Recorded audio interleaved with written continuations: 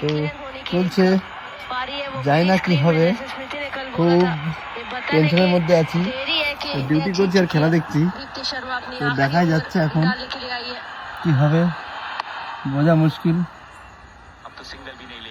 যাই হোক, আমি জানি না কি হতে চলেছে, টেনশনে আছি খুব, মানে ভীষণ টেনশনে আছি।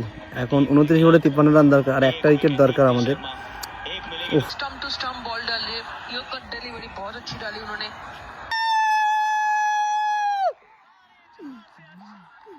তো যাই হোক, আমরা আবার ভারত সভায়, বিশ্ব সভায় শ্রেষ্ঠ স্তরে অধিকার করলাম। ও এর যে আনন্দ বোঝা যাবে না, দেখাই যাচ্ছে। ও এটা যে কি আনন্দ, কি আনন্দ, এটা বলে বোঝানো যাবে না।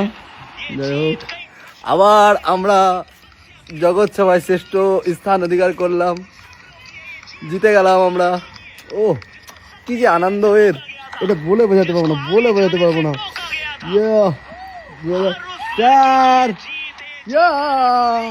জিতে গেলাম।